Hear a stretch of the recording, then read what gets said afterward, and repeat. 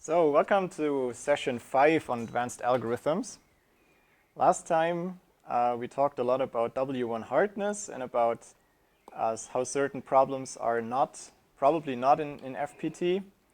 And we've seen a very simple example for a problem that is in FPT, namely vertex cover, the canonically parameterized version where the parameter is the size of the vertex cover, or the size of the threshold, sorry. You know what I mean, this definition we've talked over and over again last time. And the easy algorithm, even though I didn't describe it in very much detail, is for you take k edges, and for each edge take one of the two endpoints, and you take all 2 to the k possible combinations of these endpoints. Then if you don't find a vertex cover that takes these k vertices, then there is none with k vertices. And therefore we have the search space reduced to something that only depends on the parameter k, and the rest of the algorithm is polynomial, probably linear or slightly above on a Turing machine. We're ignoring these details. But in total, the running time is this function of k times a polynomial, and that means it's an FPT algorithm. And we will see this time that there's a lot of generalizations possible from this very simple idea to other problems and more clever algorithms than this very simple one that have a bit of a common structure. And the first of these common structures is only very implicitly in this hidden in this simple method. We'll work it out in an explicit way in a second. That's the idea of problem kernels.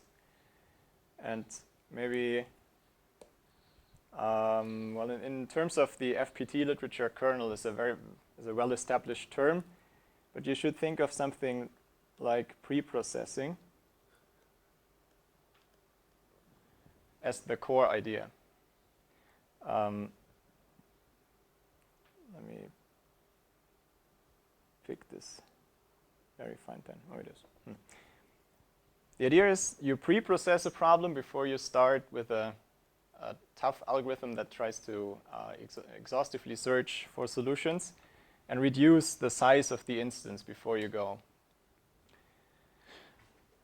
A very simple, so I should maybe write down the idea. First, reduce the size of the instance by some simple rules, which means in poly time.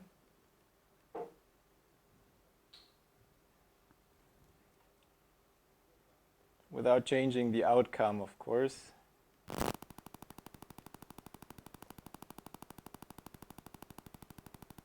So a yes instance should remain a yes instance, and no should remain no.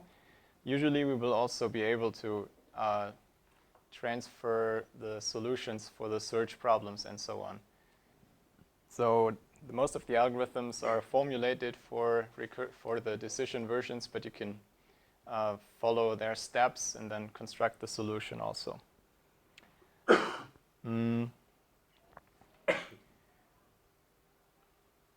Usually for FPT algorithms, this is a first step to reduce something to a kernel. I'll be precise in a second what that means. In a sense, this is maybe the only known theoretically well-founded theory on preprocessing, if you like. There's a lot of heuristics and simple ideas that make problems smaller. So a simple example for a heuristic only in the sense that it's not a kernelization as we will define it, but it's always correct in a sense. If we have CNF set or max set, shouldn't make a difference here. And we have a clause. So if we are lucky enough to have a clause with one literal,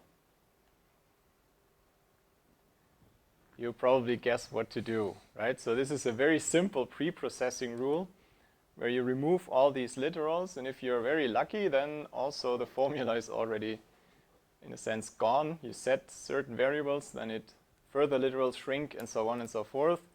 But it's clear that usually this simple step won't bring you down to a small formula. So this reduces the size. But in the worst case, not. In the worst case, we don't have even a single clause of this type. So we want to distinguish between such heuristic rules that might work well in practice because people, I don't know, code up set formulas with many one-literal clauses. Maybe not. So sometimes these work well because real-world instances have this property. And we want to distinguish these from kernelizations that work in the worst case. Let me give a less trivial example before we come to this definition.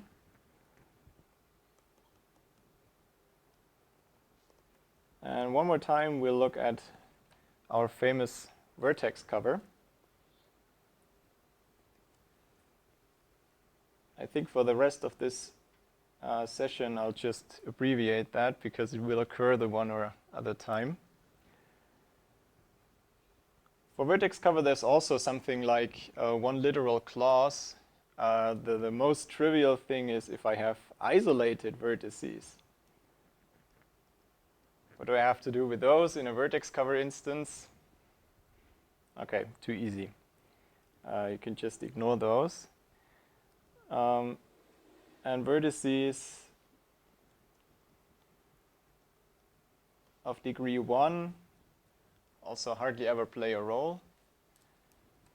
If you have a vertex here that's attached to some other vertex, and then whatever the graph continues like, you can always pick this one instead of this one in a vertex cover and are no worse. To preserve all optimal vertex covers, it might sometimes be helpful to keep these in, but we will usually only be interested in one optimal solution and not enumerating all. It's clear that there are exponentially many different optimal solutions for certain instances, namely if they look like this, right? And n of these. So usually we will not use that. So another simple rule for vertex cover is remove all these vertices and their edge. So we can just delete these two things and make sure that this is in the cover. So we can go on, put this in, and make sure that we remove this vertex and all its edges, but also make sure we adjust our parameter. If we're in the FPT world, then we have to make k one smaller. Was that your question? Okay. Okay, that was easy peasy. And again, interesting instances will not have many such vertices. But there's a bit more that we can do. The third rule is if we have vertices of very high degree.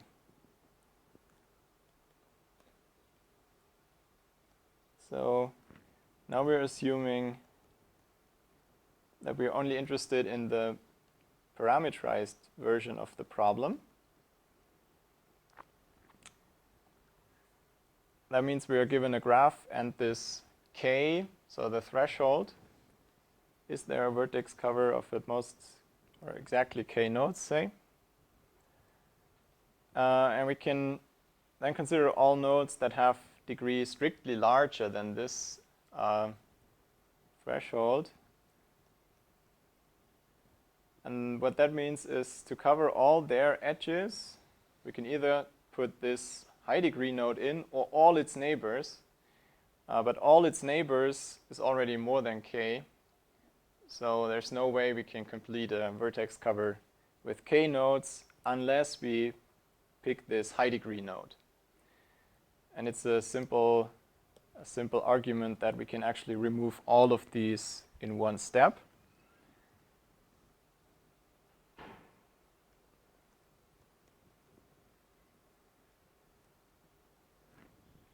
And again, by removing, I mean deleting the vertex and all dangling edges that would now not have a second endpoint. I guess that's clear.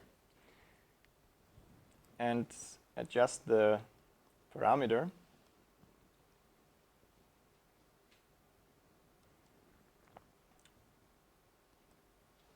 We have to take all these high degree nodes, so we subtract them from the parameter. So these three simple rules, maybe the second can even be left out. So this is sometimes called Buss's reduction for vertex cover. So I guess all three rules are simple enough that you immediately see that they are correct, and you also immediately see that it's very easy to implement them.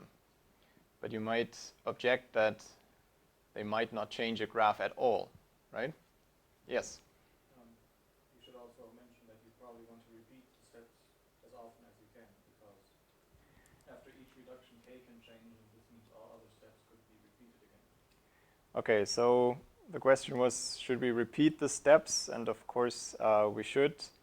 So since we remove all high degree vertices here in one step, we will only ever do this once, because the degrees can't increase afterwards. Oh, but the k goes down, so okay, you're right. In a sense, what the reduction means is apply these rules until saturation, until they are no more applicable. So still reasonably efficient to do. Now what's amazing is if you think for a second about what we have achieved here. So let's say G prime is the resulting graph.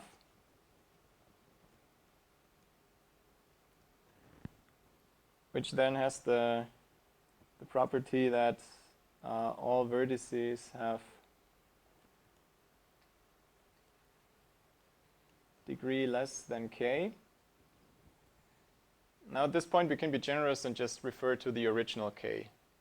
The k prime, which will be reduced step by step, will only be smaller, and we're fine with a bound like this, just to be a bit lazy in the arguments. So all degrees have, all vertices have degree at most k. Now we're asking, is there a vertex cover of k nodes? Now if we pick k nodes, we can only cover k times k edges with k nodes if they have this degree. That means if the actual number of edges in the graph, I will always use n and m for nodes and edges, okay? If the actual number of edges is greater than that, we have a no instance and we can essentially stop. There's no vertex cover. There's just too many edges that we have to cover. So we can assume for the following steps of the algorithm that the converse is true, that we don't have too many edges.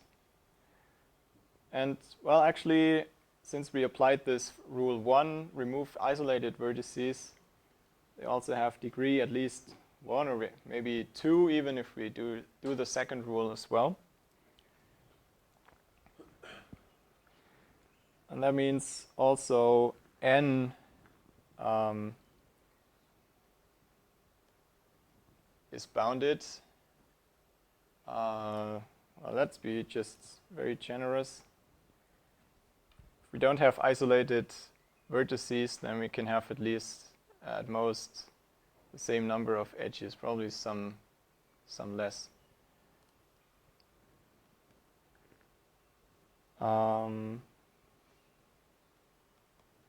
So that means that the size of the graph is also bounded by a function of k. And that means the whole instance has a size bounded by k. Okay? So with these relatively simple rules, there is a point where we have a larger graph, but that we can immediately forget about. We don't have to look at that in detail. We don't have to apply any exponential searches on the large graphs. We have discussed them away. So the whole size of the whole instance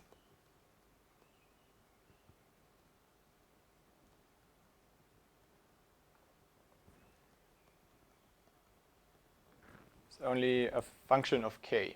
So in the FPT sense, that's great. It's essentially small. If k is large, that's a relative statement, but so this is the kind of preprocessing that we will have in mind here. It's not such kind of weak heuristics where you have to be lucky and hope that they're applicable, but some things that always works and gives you instances bounded only in terms of the parameter. So you already know the game. We want to have a formal definition to be able to prove things. So here is the formal definition. We start with a parameterized problem. And now the preprocessing is expressed as this function. And we call it a kernelization for the problem. If it maps every instance of the problem with some parameter to a new instance with a new parameter, so that they're equivalent. That's maybe the most trivial thing.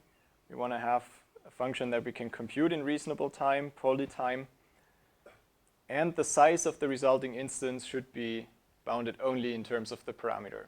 So this is exactly what we had in the example where we had g is k squared. And then we call this the kernel of x because that's the hard part in a sense, and g is the size. So here's a restatement of the example that we just had. This reduction rules that I just showed you gives a k-squared kernel for the parameterized vertex cover problem. So see above, right?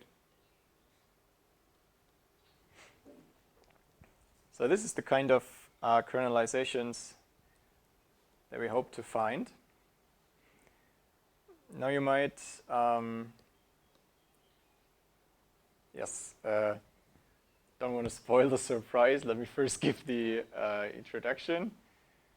You might ask yourself, when is such a kernelization possible? And if it's not possible, we would of course like to be able to prove that it's not possible if we don't find one. And I didn't give you time to think about it. Maybe if you think about it, it's not so hard to see, but still surprising at first sight, I think, that these two are the same. If a problem is fixed parameter tractable, then we have a kernelization and vice versa. So it's no surprise that we found one for vertex cover, but we probably don't find one for independent set, dominating set, hitting set, and all the others that we've shown or that you will show W1 hard. Let's prove that. The proof will make very clear why the two are equivalent, but you will be a bit disappointed because it's not helpful from an algorithmic point of view. We've seen such proofs before, but still it helps in deciding if there is a kernel or not. So it's two directions that we have to show. Let's first assume that we have a kernelization. So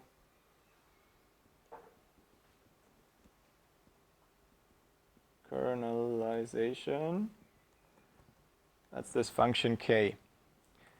So now we should design an FPT algorithm for the problem. What we also assume is that the language L itself is at least decidable. So if it's not, then it's not a very interesting problem for us. So we have this kernelization and some decider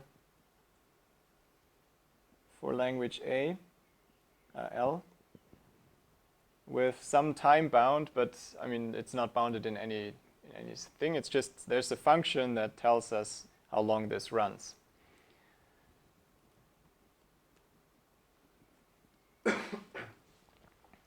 Depending on the length of the instance, as usual. Now we describe an FPT algorithm. The first step is you run k. So you start with x, for which we ask whether it's in L, and we transform it to x prime using our kernelization. Big surprise, I guess. We know that the size of this, of the new instance, is bounded in terms of the parameter. So let's also give that a name as usual, that's k. So you recall kappa was the parameterization, so a function applied to the instance that gives you the parameter. And now the second step is you simply ask A for the answer on x prime, and that runs in time t of the length of x prime, which, well, we can, again, without loss of generality, assume that t is increasing, or at least weakly increasing. This is only an upper bound for the time, so if we have another function, we replace that function by the cumulative sums of all smaller sizes, and then you have an increasing function. That's a cheap trick that we used before. So we can apply the inequality inside of the argument g of k. Well, and this is only some computable function of k. So the whole algorithm, step 2, runs in an FPT runtime, and the first step was in poly time because all we did was run k. So in total we have some f of k plus a polynomial even. And that's an FPT algorithm. So that was maybe also the easy direction that is at least a bit helpful from an algorithmic point of view. So the big insight is if you found a great preprocessing, apply it. The other direction is the disappointing one, I think. So we assume you have an FPT algorithm. Didn't have a name. Let's call it A.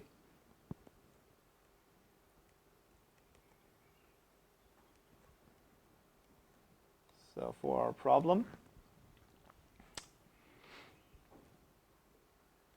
to be specific, let's say it has time complexity f k n to the c. Now we describe how a kernelization for this problem would work using this algorithm.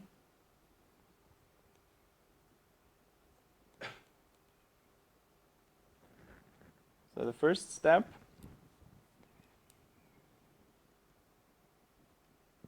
is we simulate A on our input x for at most n to the c plus 1 steps.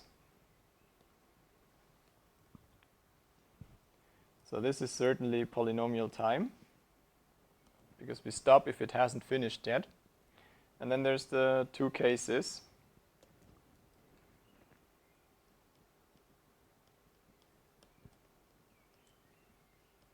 If A terminated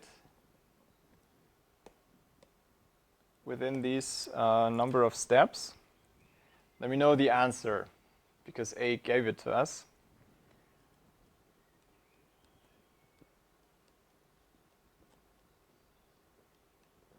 But still, the task is to compute some kernel of the problem. Well, then we would just return some small and trivial instance, either a yes or a no instance, depending on the outcome.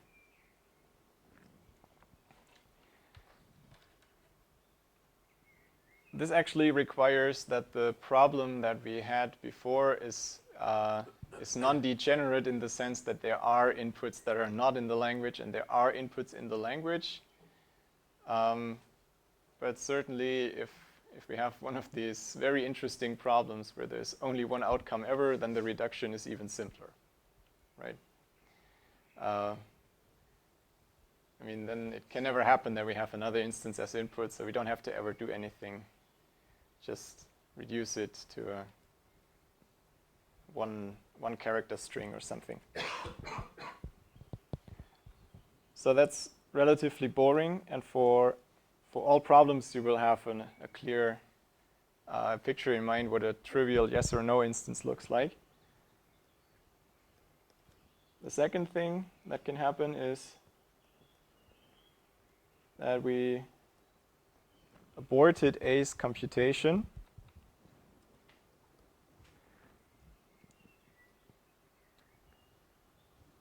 That means that the original instance must have a size that's less than f of k, simply because we simulated n times c plus 1 steps. And we knew that after n to the c f of k steps, the algorithm should have terminated, right? So just simplify.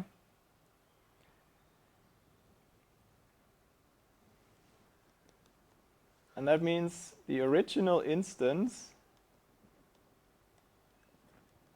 is a kernel. It's already small. And that's it. So in that case, we simply return it unchanged. As I said, it's a bit disappointing. It doesn't help you how to construct cool kernelizations from a given FPT algorithm. But it tells you when and when not to look for kernelizations at all. Let's see another.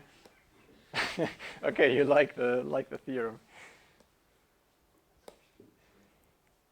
Maybe you agree that at first sight it's not clear that the two are equivalent. So still the proof is helpful in that sense, not algorithmically. Let's look at our problem max set. Here's the result that we are going to show now. So we construct a kernel, again, of quadratic size for the parameterized max set version. Since we've had problems, satisfiability problems in all kinds of colors and variations, this again is given a formula in conjunctive normal form. Try to find an assignment that has as many satisfied clauses as possible. And the parameterized version of this optimization problem is the number of, so you're looking at the decision problem, is there an assignment with at least k satisfied clauses, and you make k the parameter. I hope this is clear.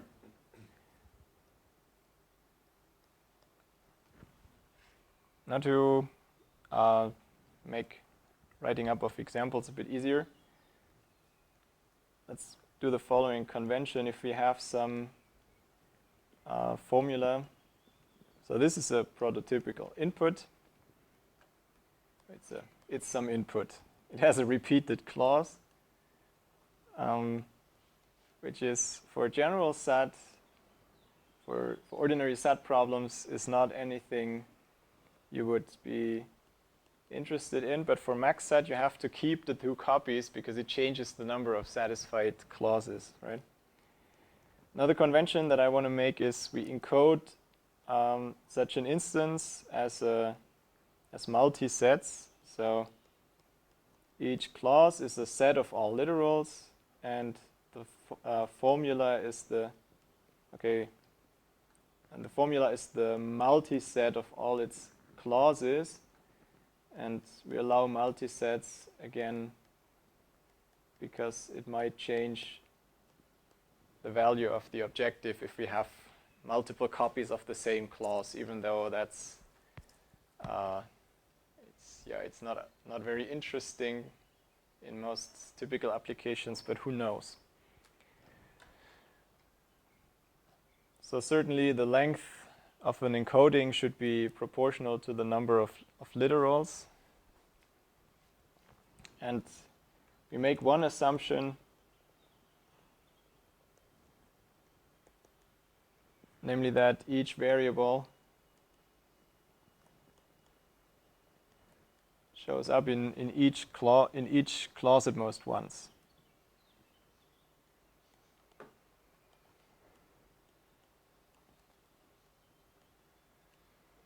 So inside the clauses, there's no use in having multiple copies of the same literal. That would only make the clause redundant and longer. And if you have both literals, then this clause is always satisfied. So you just remove the clause and change the parameter. So in a sense, this is one of these simple heuristic rules. It's not a kernelization, but it's a simple reduction rule that's easy to apply, and you can apply it before you start with what comes now. But it won't usually get you down to some much smaller formula. Now you might recall the first kernel that we've seen for vertex cover had this trick of the high degree nodes, where we've suddenly found that we can bound the size of the formula in terms of the parameter. And a similar thing is possible here. And this is maybe a general design principle. Let's denote number of clauses by m. And assume that our k, so the threshold, the number of clauses we should satisfy, is not very ambitious. We're asking for less than half of the clauses. Is that possible? Always possible? Impossible?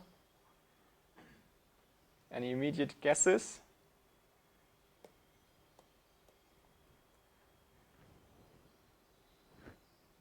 It's always possible. So this is always a yes instance. The argument is very simple.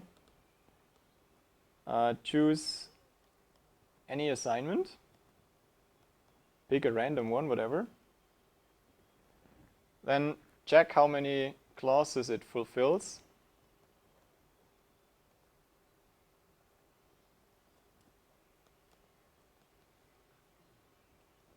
Now if it does, we're fine. If not, what could we do? Negate it. Right, one of these simple rules. Now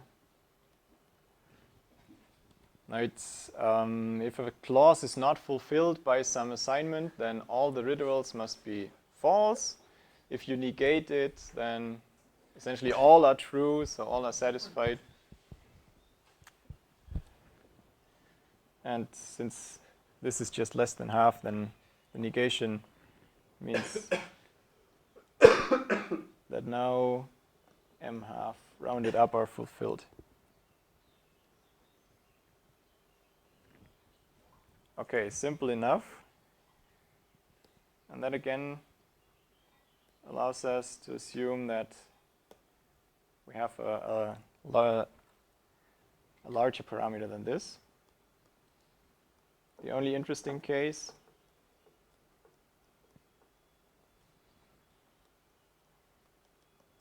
is that k is larger than m half.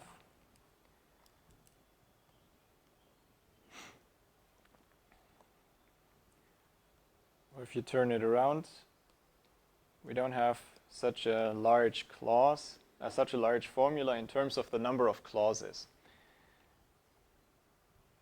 but we don't know how large the individual clauses are. There might be ones that are extremely long. Now, what do you expect what happens next?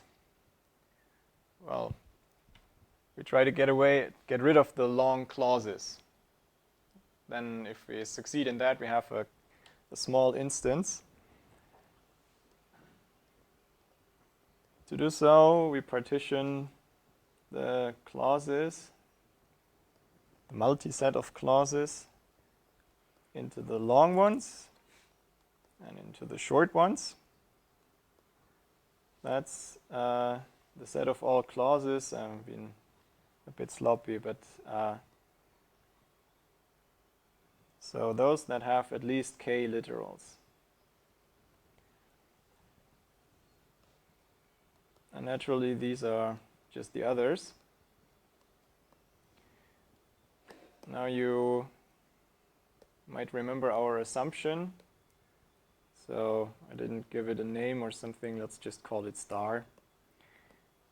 And remark here that that means that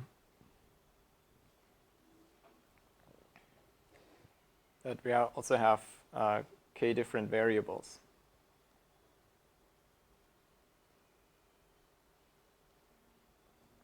Like this. That's a very simple observation, but we will use it in a second.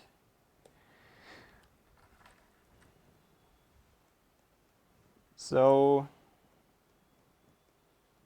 how many large clauses we have is another little case distinction. So let's call capital L the number of these. And if we have many of the long clauses, then there's a lot of leeway in a sense. We only have to fulfill k clauses, and intuitively it's clear that the long clauses are easier to fulfill because there are more literals and they're non-redundant, so there's not just the same literal repeated over and over. That means it's easy to fulfill them. And in fact, if we have more than k, so that we only have to fulfill the long ones, then we have a yes instance immediately.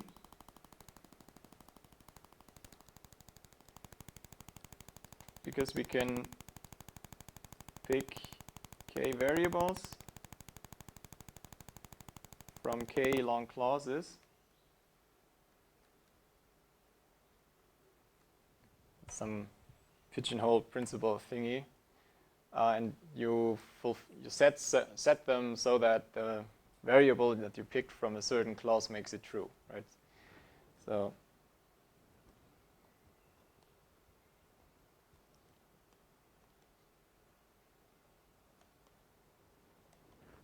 and since that was our threshold, we have a yes instance. Okay, so once again, if that is not the case, the only interesting case that remains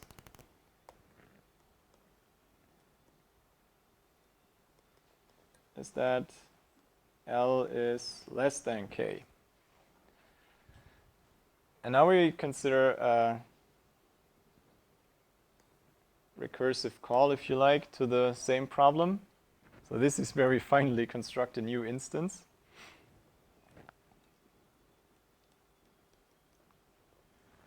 So the new instance only has the short clauses, and you subtract L. So because of this is not 0 or not something negative. And what remains to show is that the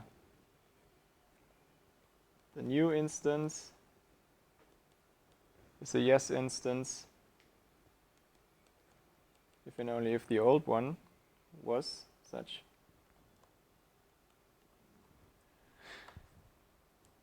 So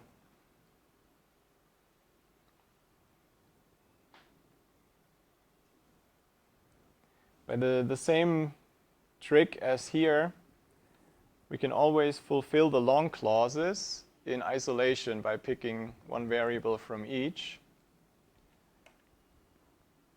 And the only thing that remains is to make sure that the short clauses here that are fulfilled only use k minus L variables. But we are only asking for k minus L true clauses in this instance. So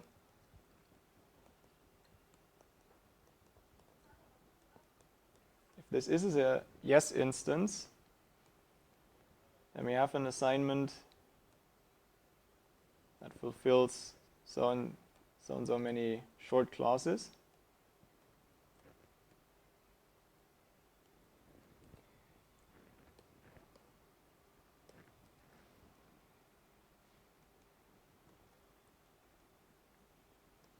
But it's enough for each of these true clauses to have one literal that makes it true.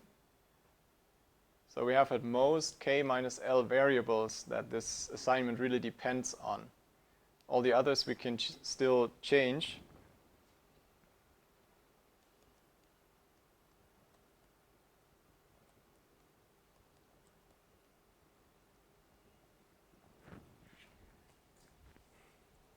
And that means there's still, for the remaining L long clauses, we can still find sufficiently many free variables.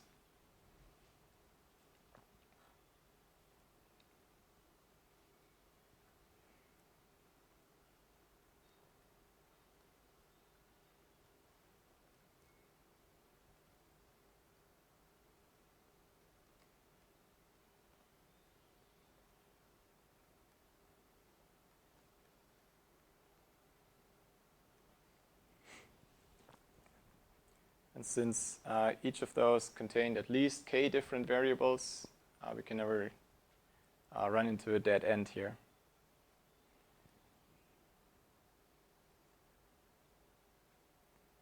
And the other direction is essentially even simpler. If this is true, if the whole problem, if there is an assignment for the whole problem, and we only have L long clauses in total, then there must be a way to fulfill so many short clauses. So in a sense, this was this direction only, and this one is trivial, I'd say.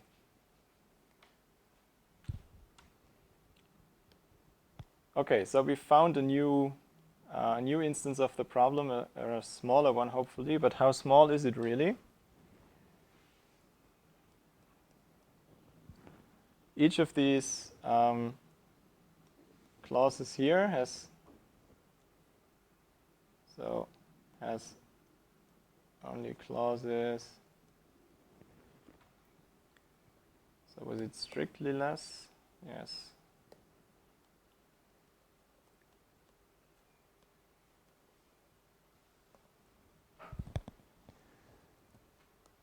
And then if we just sum that up, we have less than k times, or strictly less even, k minus L.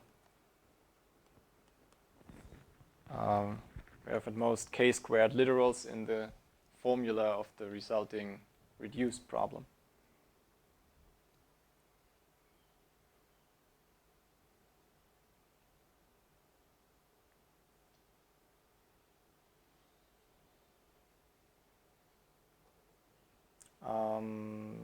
Sorry, that was bogus. Where's the number of clauses coming into play here? So no, sorry, that was bogus. The parameter is something different. So that's the number of literals per clause, but how many clauses do we have? In general, that's what we called M. But luckily, we had this observation here. That M is at most 2k. So that was, if k is too small, then the problem is also trivial. And if it's not, then M can't be too large.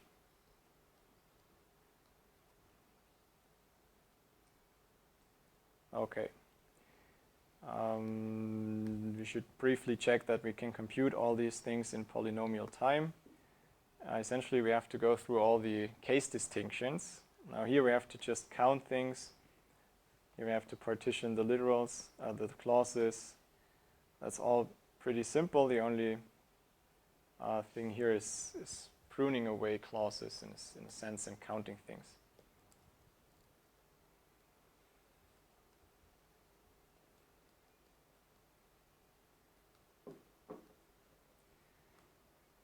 So we've seen another problem that has a reasonable kernel. Whether k squared is good or not is a bit unclear on the theoretical level. But certainly with the theorem that we've just found, this also shows that maxsat is p maxsat is a fixed parameter tractable problem.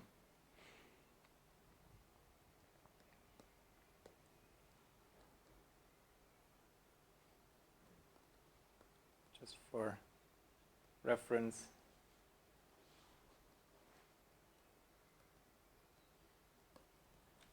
That you don't forget.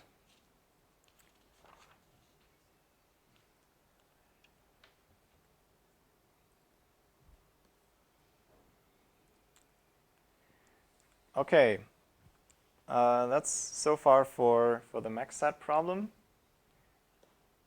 We've already seen a kernel for vertex cover.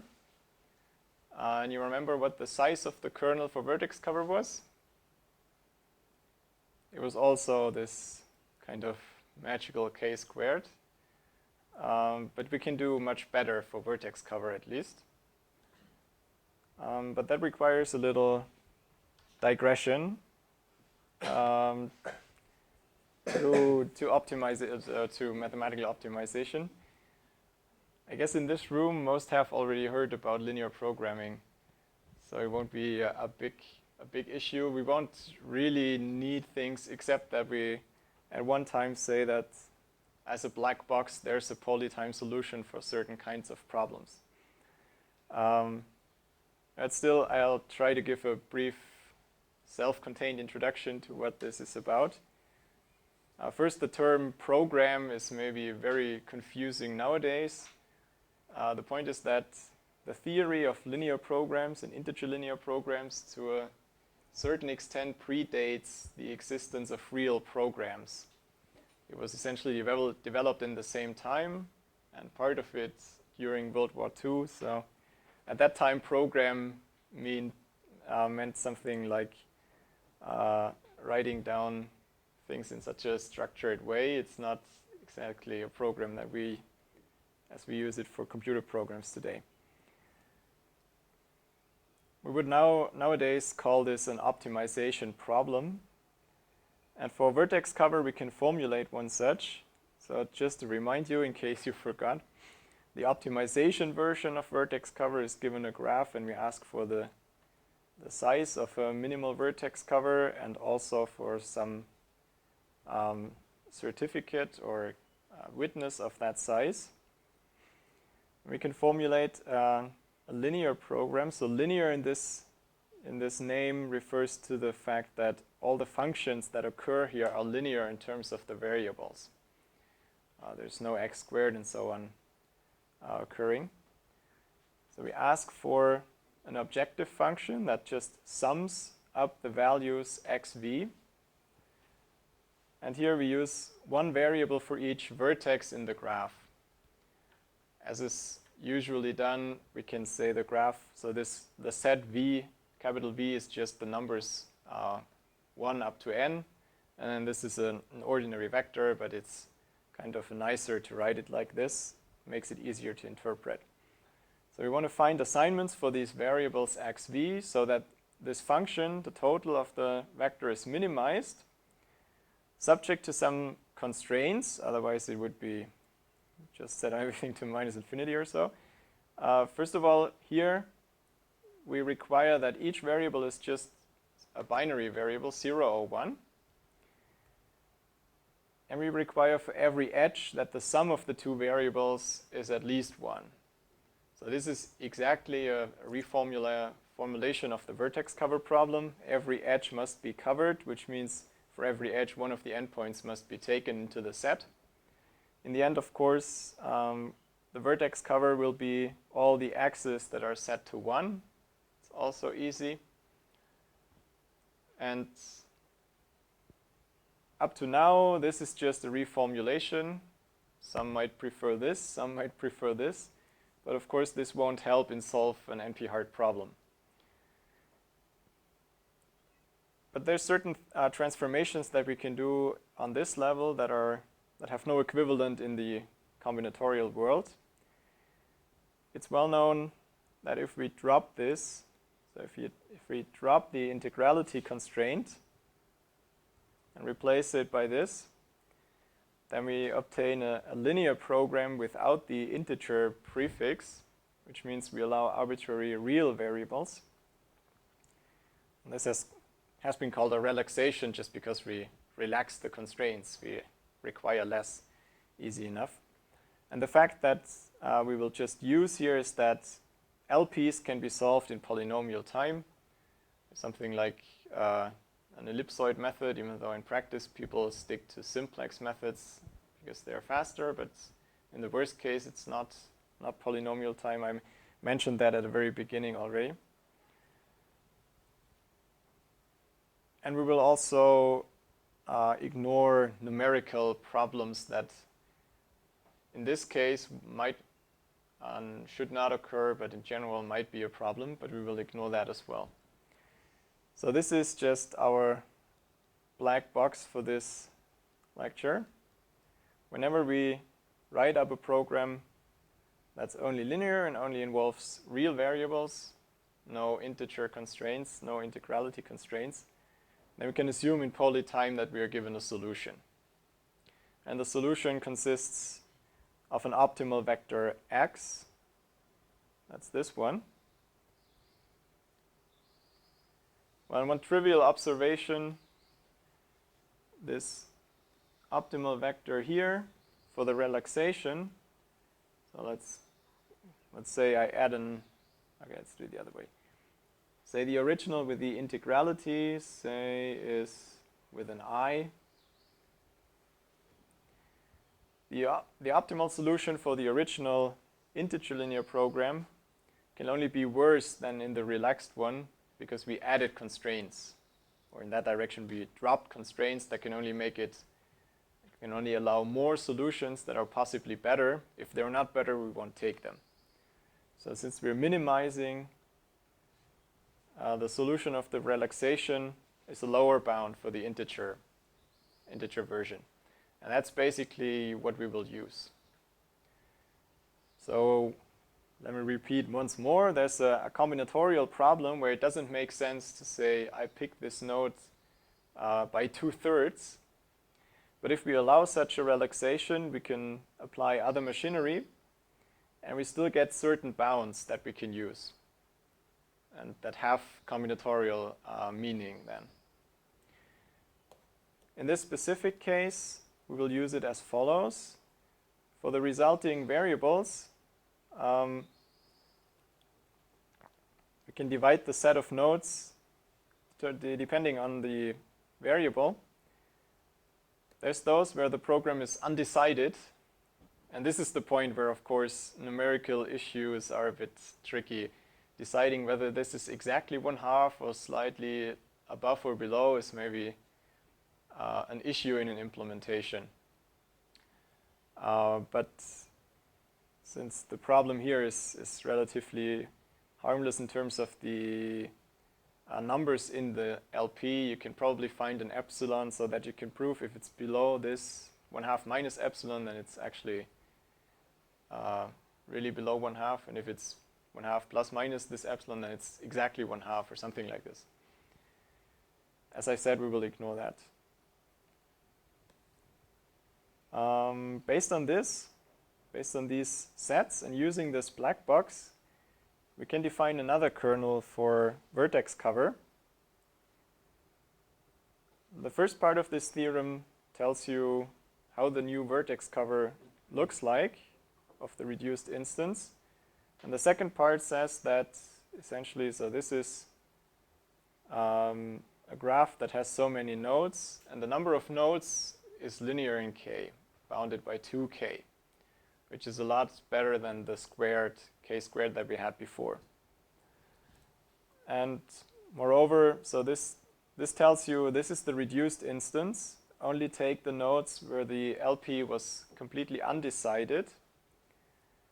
And it also tells you that the C0 nodes, those where the LP was relatively sure to take them, these can always be put into a vertex cover. And the others can always be removed from a vertex cover, and you still remain optimal. So together these two things mean if you can solve this problem, which is a relatively small problem, you can easily transform the solution of this problem to an optimal solution of the complete problem. Okay. We'll go through it in more detail, and then you'll see how it works. I just wanted to stress again that we're here considering the optimization version. So we're not talking about yes, no in that sense. But we're designing a kernel for the optimization problem, which essentially works just the same way. But here the theorem is formulated for the yes-no instance again. I hope you don't find it too confusing. So let's see how we get this solution here, the reduced instance.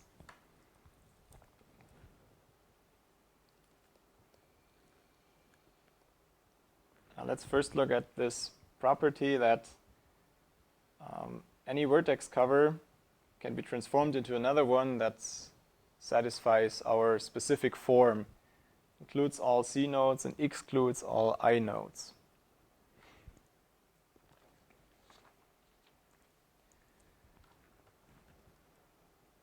So assume we're given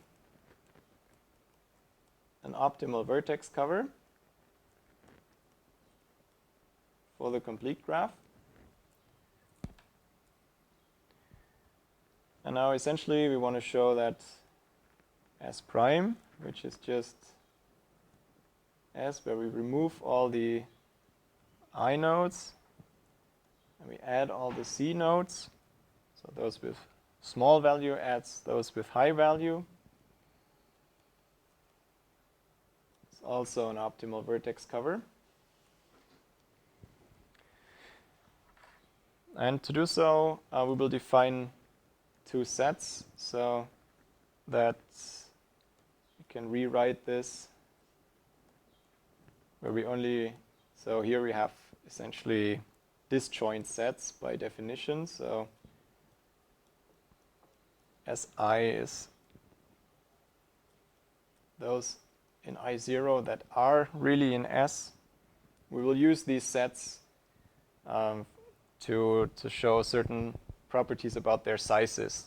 Therefore, we have to exclude the elements in S, or include only those. So it's clear that these are the same by definition.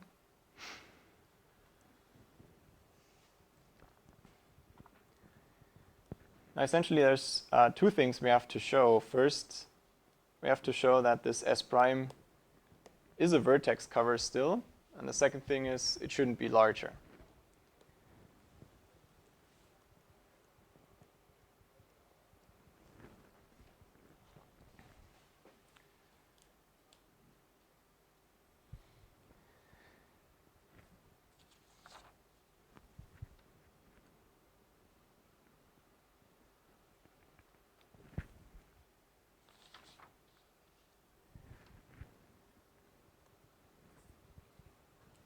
So the only edges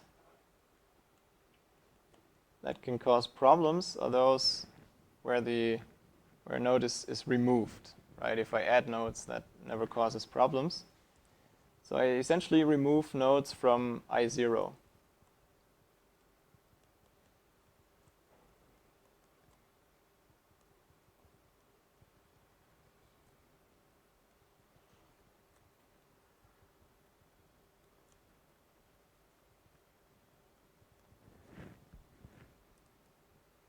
So let E be such an edge. Okay, let's be W. Okay, undirected rather.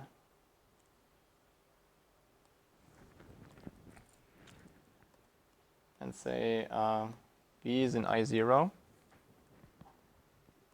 That means xb was less than 1/2, just by the definition of I.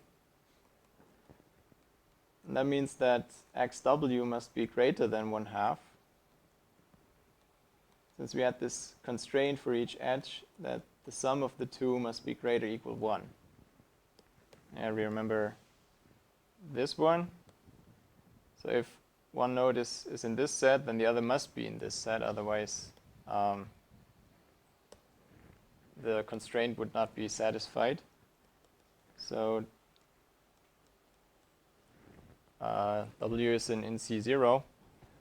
Well, and I haven't written that down here, but we take the union with C0, so S prime is certainly a superset of C0. So that means all edges for which one of the endpoints might be removed from the vertex cover by our construction certainly have the other in the cover, and so they're covered.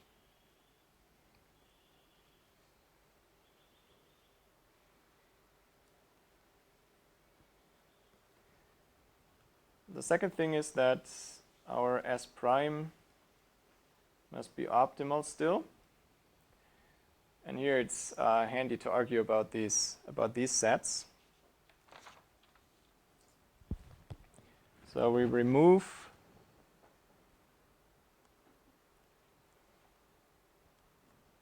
this is the set that we add.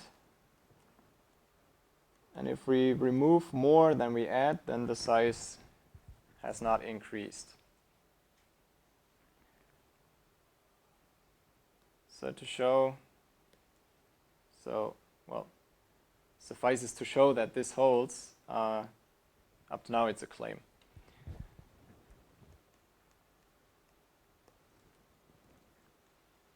And we can again show this by exploiting a bit the structure of the LP. If you've seen something like this before, then you might not be very surprised how this works.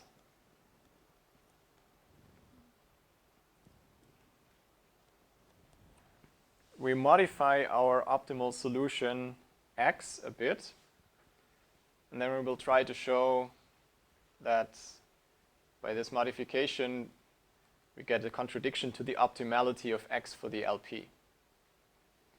So how do we do that? First of all, for all nodes in C0, this xb was greater than 1/2. So I can define such an epsilon that's greater than 0. And I can define a new, define, say, x prime, so a new vector of these, which is the same as x, but for certain nodes we change it. If we have a node from the set that we remove, then we make the variable a bit larger. If we have a node from the set that we add, we make its variable a bit smaller.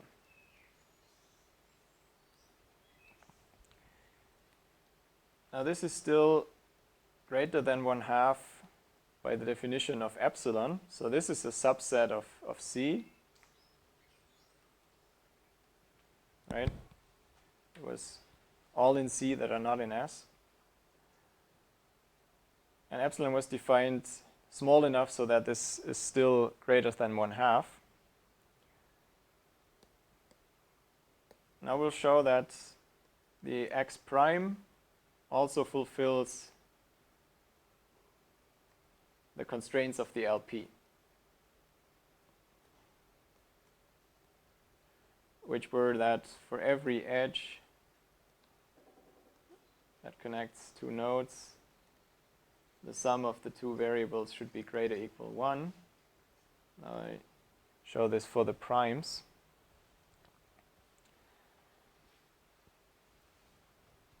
We only have to look at the constraints that involve these variables for nodes in SC bar, because these are the only ones that potentially get smaller. For all others, it's still true. So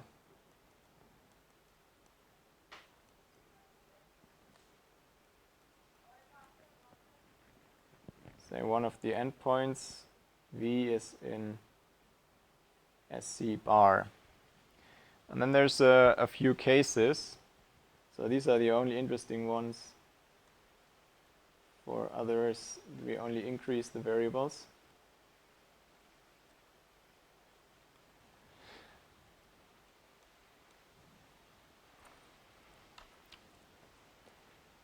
The other endpoint, we're talking about this edge. The other endpoint could be in I0. So that's one of these.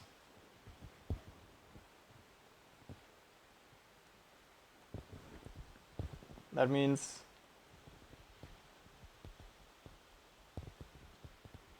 oh no, that's not these. That's exactly, so it means that U is not in S. But V also was not in S, because this was CU without S.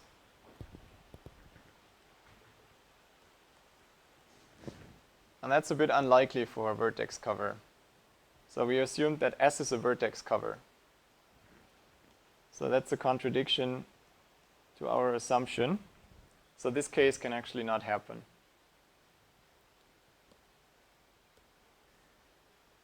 Another case for this other endpoint of such an edge is that it's in I0, but it's also in S. Then we have one where we adjusted the variable.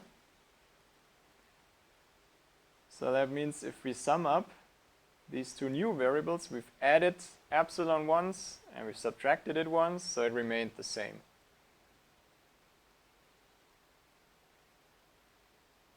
And for that we knew that it's satisfied the constraints. And the third case is that the U is not in I0. These two cases covered all possibilities in I0. If it's not in I0, then by definition that value was at least 1/2, because it must be in one of the other sets. And here we've shown that for our V, the xV is also greater than 1/2.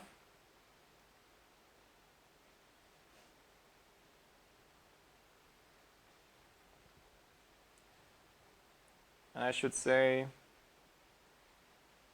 if it's not in I0,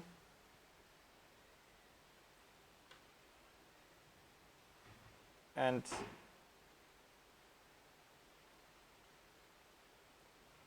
well, its value is greater than 1/2, either because it's in SC bar or it's not in S.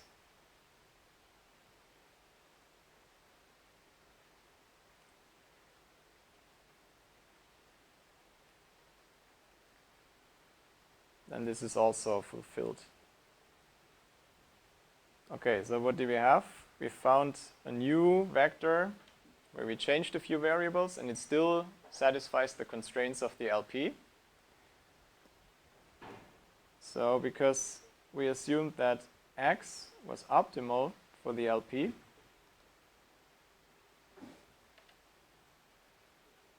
we know that the sum in the new vector cannot be better than what we had before. But if you look at what this sum is, it's the same sum we had before, except that for a few variables we've changed the value.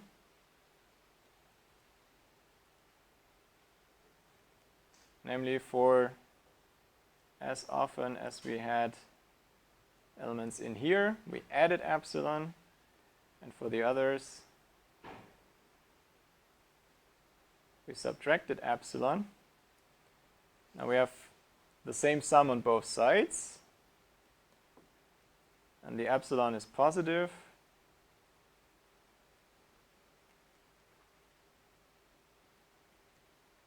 So this must be greater or equal 0, and thus proves what we've claimed before.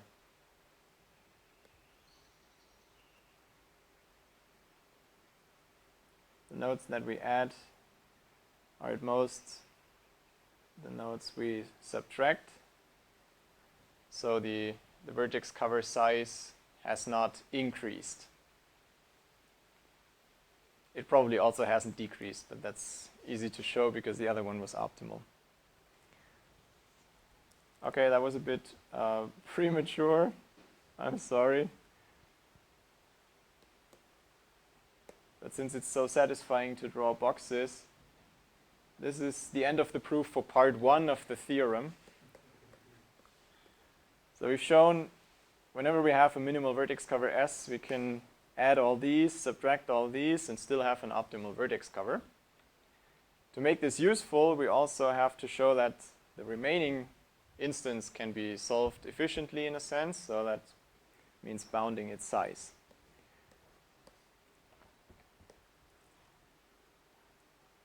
So the second part of the claim, we've already said that the optimal objective value of the LP is always a lower bound for the ILP objective, simply because it relaxes the constraints. So the size of an optimal vertex cover, that's this one, must be greater than the size, the solution of the LP.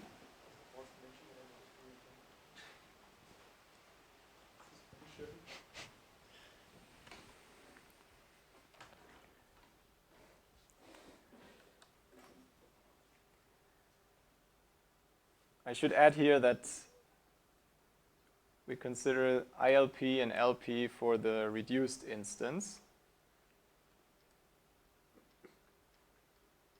Of course, the same argument holds for any such instance.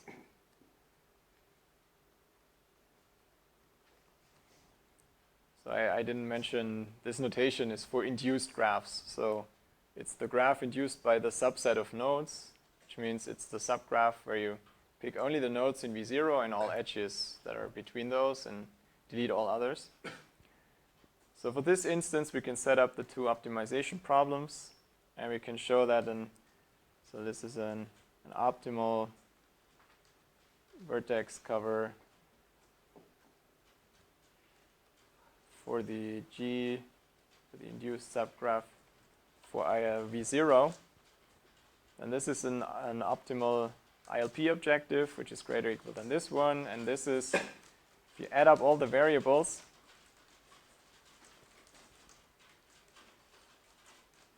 then you must have at least this. I think this should be a greater or equal. Is it clear that we can always make it equal?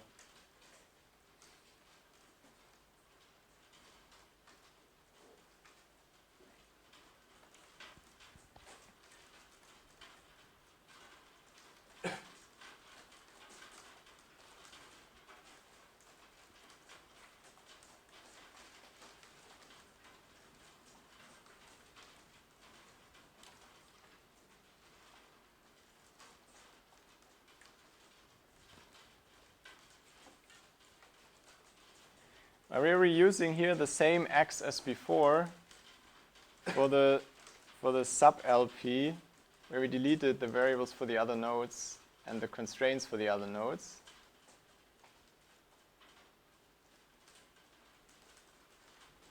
So this is maybe not the optimal solution for this LP for that graph, but it's still a feasible solution.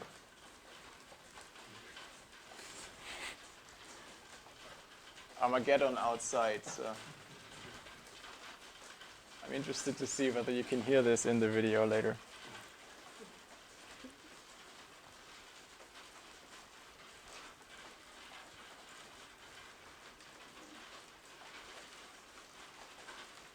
So what I've tried to argue here is that the size of an optimal vertex cover for the induced subgraph must be at least this, but we should relate this to the parameter.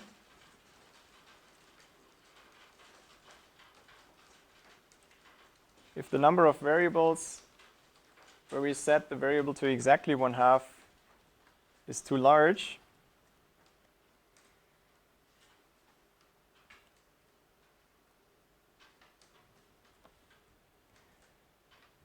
we are sure that there's no such vertex cover.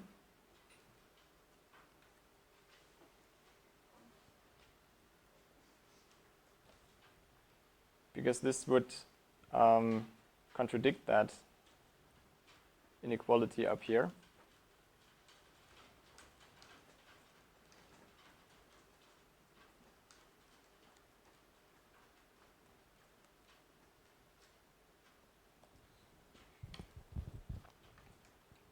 So in terms of our reduction, the kernelization that we're targeting at, we can just use the trick that we've had before in the proof. You just return some trivial no instance. And only for the other case, where we don't have too many undecided nodes, we have to continue solving the problem, and that's our kernel, which was the size that we claimed.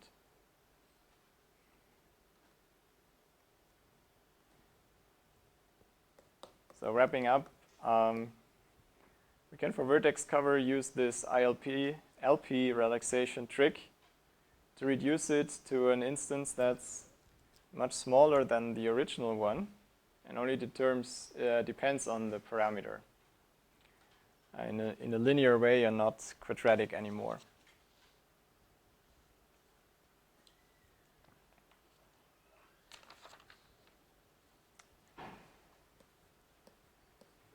So this is, I think, enough examples for this kernelization technique.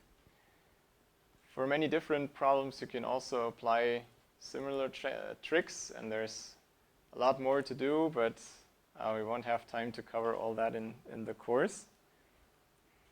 But once we've found a kernel for such a problem, we still have to solve the kernel.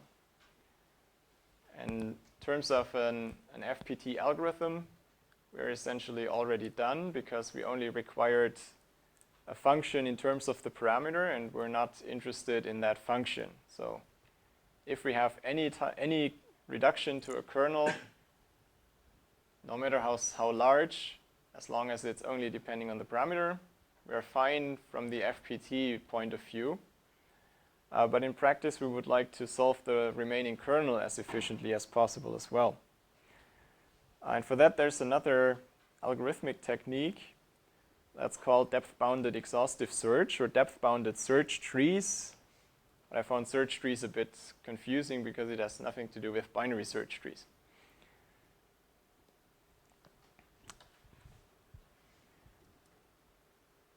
So let's say after a kernelization,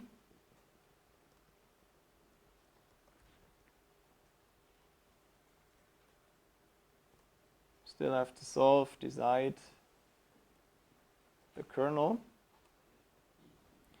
And there we won't find usually won't find a polynomial algorithm in the remaining problem size, but some exponential time algorithm.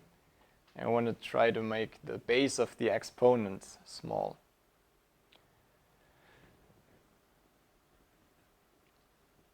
So let's consider our very simple vertex cover algorithm again. Vertex cover all the time.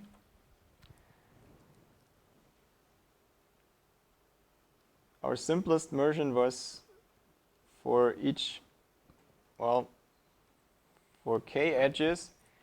But after we've reduced the graph to a kernel, there are essentially not much more than k edges anyway, so you can also omit this here.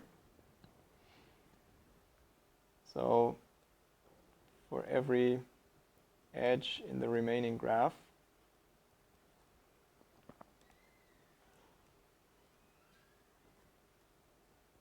either take one endpoint or the other.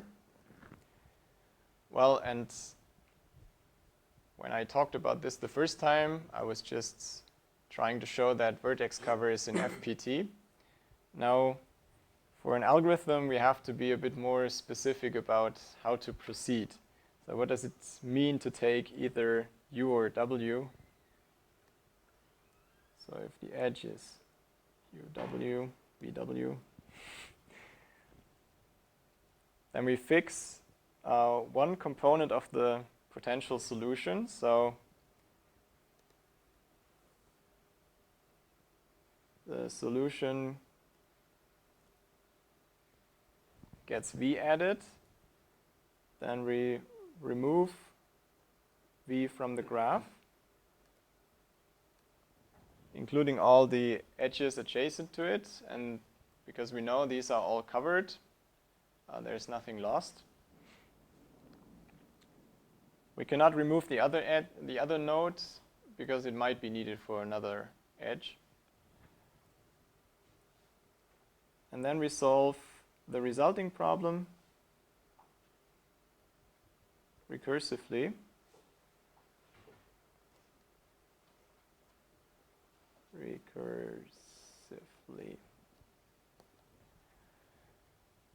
And when we come back, we will have constructed a certain solution, a certain vertex cover that's optimal, conditional on this first choice. We had two choices. We could, for the edge that we consider at the moment, either take one or the other endpoint. If we fix one decision, then there's a certain optimal solution conditional on that decision. So that gives an SV, optimal solution. Now we do the same thing again after that.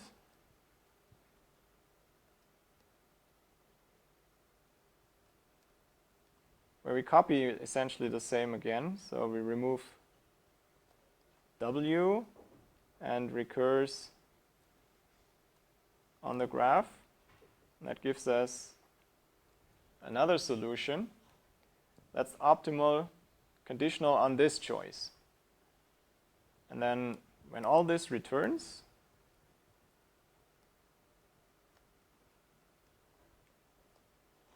we return the smaller of the two solutions, whichever it is, which we don't know up front before we finished everything else. Now in that formulation, we're certainly solving the optimization problem. You could also think in terms of directly the parameterized decision problem. But since we've already applied the kernelization, this is a more natural point of view.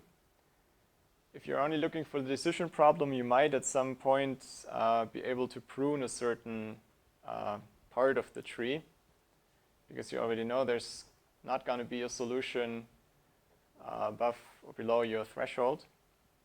But in general, this is not, in the worst case, much. It's not worse in the worst case.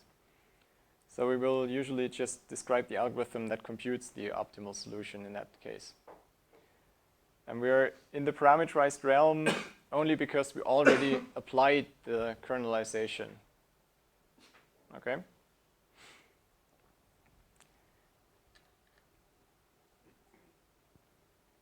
So the tree in that sense corresponds to the two choices that we made initially. And it's only a conceptual tree, but in this algorithm it's also the recursion tree. This is not necessarily always so explicit. Now we want to bound the size of this tree. And here it's easy because we always have two steps and we make the parameters smaller in each time. So here, okay, I should say we're considering the optimization problem, but still we add the parameter as a cutoff. We're looking for the optimal vertex cover, but if it has more than k, then we stop. Otherwise, we cannot guarantee the height of the search tree that I'm looking for. So we should keep the parameter and pass it down and make it smaller appropriately. And if we are running into a branch of the search tree where we can't satisfy the parameter anymore, then we stop that search at that point. So if you apply the kernelization before, then usually the parameters is something like just the size of the instance. But you can also use the same algorithm without the kernelization before. You can immediately apply it. Okay, and in this case, the parameter was k here, and we reduce it by 1. And you have a factor k each, so you do that until you have trivial instances where the parameter is 1 or 0. So you will have height k, and that's where the 2 to the k came from. That's just the size of the tree that we have here in the worst case. Okay. That was just rephrasing what we've already seen in the new theme of these search trees. Next time we will see some more interesting instances of such algorithms where also these trees are more interesting to analyze because they're not so regular, so that the height is not simply given like this.